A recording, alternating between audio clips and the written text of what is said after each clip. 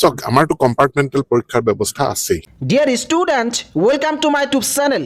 অৱশেষত অসমৰ শিক্ষামন্ত্ৰী ডক্টৰ ৰণোজ পেগুৱে মেট্ৰিক পৰীক্ষাৰ্থীসকলৰ বাবে দিছে এটা গুড নিউজ। ইতিমধ্যে কি গুড নিউজ দিছে এইটো ভিডিঅ'ৰ জৰিয়তে প্ৰমাণ সহকাৰে আলোচনা কৰিব বিচাৰিছোঁ। তোমালোকে যদি এই বিষয়ে জানিব বিচৰা তেতিয়াহ'লে স্কিপ নকৰাকৈ সম্পূৰ্ণ ভিডিঅ'টো চাবা। 2025 বৰ্ষৰ মেট্ৰিক আৰু হায়াৰ ছেকেণ্ডাৰী চূড়ান্ত পৰীক্ষাৰ ফলাফল কেতিয়া ঘোষণা কৰিব, এই ফলাফল কেনেকৈ চেক কৰিব লাগে, সবিশেষ তোমালোকে এইটো চেনেলৰ জৰিয়তে সকলোতকৈ আগত খবৰ পাবা। ইতিমধ্যে অসমৰ শিক্ষামন্ত্ৰী ডক্টৰ ৰণোজ পেগুৱে HSLC অৰ্থাৎ মেট্ৰিক পৰীক্ষাৰ্থীসকলৰ বাবে এটা গুড নিউজ দিছে। এই বছৰ মেট্ৰিকৰ সমাজ বিজ্ঞানৰ প্ৰশ্ন কাকত বহুত টান হৈছে। যোৱা বছৰ অৰ্থাৎ 2024 বৰ্ষত মেট্ৰিকৰ গণিতৰ প্ৰশ্ন কাকত বহুত টান হৈছিল। গণিতৰ প্ৰশ্ন কাকত টান হোৱাৰ কাৰণে গোটেই অসমৰ ছাত্ৰ ছাত্ৰীৰ লগতে শিক্ষক শিক্ষয়িত্ৰী আৰু অভিভাৱকসকলে আন্দোলন কৰিছিল আৰু অৱশেষত ছাত্ৰ ছাত্ৰীৰ লগতে অভিভাৱকসকলে সেৱাৰ অফিচত গৈ আন্দোলন কৰিছিল। কিন্তু এই বছৰ গণিতৰ পৰিৱৰ্তে সমাজ বিজ্ঞানৰ প্ৰশ্ন কাকত বহুত টান হৈছে। ছাত্ৰ ছাত্ৰীসকলে ধৰিবই পৰা নাছিল যে ক'ৰ পৰা এই প্ৰশ্নবোৰ আহিছে আৰু বহুতকেইটা প্ৰশ্ন কিতাপৰ বাহিৰৰ পৰাও কিন্তু এই বছৰ আহিছে। এই বছৰ ছাত্ৰ ছাত্ৰীসকলে সেৱাৰ অফিচত গৈ আন্দোলন কৰা নাই, কিন্তু ছাত্ৰ ছাত্ৰীৰ লগতে অভিভাৱক শিক্ষক শিক্ষয়িত্ৰীসকলে সামাজিক মাধ্যমৰ জৰিয়তে বিশেষকৈ ফেচবুকৰ জৰিয়তে আন্দোলন কৰিছিল। ইয়াৰ পিছতে কিন্তু অসমৰ শিক্ষামন্ত্ৰী ডক্টৰ ৰণোজ পেগুৱে মুখ খুলিছে। তেখেতে ইতিমধ্যে ছাত্ৰ ছাত্ৰীসকলৰ কাৰণে এটা গুড নিউজ দিছে। এই বছৰ যিসকল ছাত্ৰ ছাত্ৰীয়ে মেট্ৰিক পৰীক্ষাত ফেইল কৰিব তেওঁলোকৰ বাবে আকৌ এটা পৰীক্ষা পাতিব। ফলাফল ঘোষণা কৰাৰ পিছতে অৰ্থাৎ মেট্ৰিক পৰীক্ষাৰ ৰিজাল্ট দিয়াৰ পিছতেই ছাত্ৰ ছাত্ৰীসকলৰ বাবে আকৌ এটা পৰীক্ষা পাতিব আৰু এই পৰীক্ষাটোৰ নাম দিছে কম্পাৰ্টমেণ্টেল পৰীক্ষা। কিছুদিন পূৰ্বে এই কম্পাৰ্টমেণ্টেল পৰীক্ষাৰ বিষয়ে মই এটা ভিডিঅ' বনাইছিলোঁ।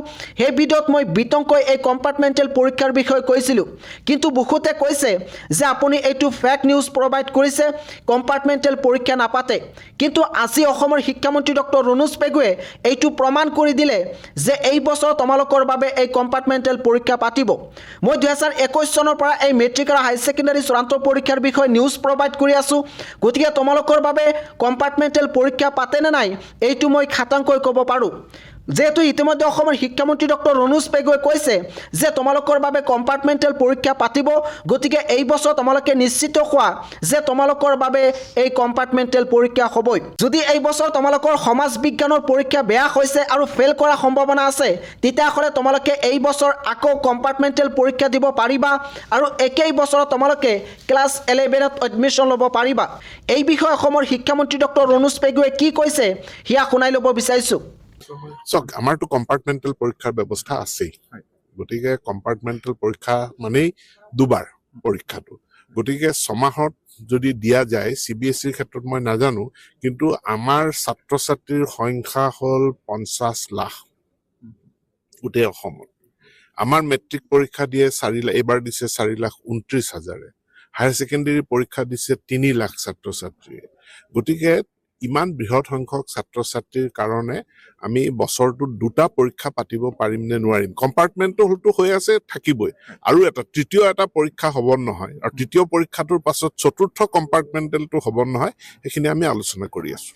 ইয়াক হৈছে অসমৰ শিক্ষামন্ত্ৰী ডক্টৰ ৰণোজ পেগুৰ মন্তব্য। তেখেতে স্পষ্টকৈ ক'লে যে এই বছৰ তোমালোকৰ বাবে কম্পাৰ্টমেণ্টেল পৰীক্ষা পাতিব। যদি কিবা কাৰণত তোমালোকৰ পৰীক্ষা বেয়া হৈছে, ফেইল কৰাৰ সম্ভাৱনা আছে, নাইবা ফেইল আহিছে, তেতিয়াহ'লে তোমালোকে টেনশ্যন কৰিব নালাগে। এই কম্পাৰ্টমেণ্টেল পৰীক্ষা কেতিয়া অনুষ্ঠিত কৰিব, এই কম্পাৰ্টমেণ্টেল পৰীক্ষাৰ ফলাফল কেতিয়া ঘোষণা কৰে, এই কম্পাৰ্টমেণ্টেল পৰীক্ষাৰ বাবে কেনেকৈ আবেদন কৰিব লাগে, সবিশেষ তোমালোকে এইটো চেনেলৰ জৰিয়তে জানিব পাৰিবা। কাৰণ এইটো চেনেলে 2021 চনৰ পৰা এনেকুৱা ধৰণৰ নিউজ প্ৰভাইড কৰি আছে আৰু এই বছৰ কিন্তু তোমালোকক এনেকুৱা ধৰণৰ নিউজ প্ৰভাইড কৰা হ'ব।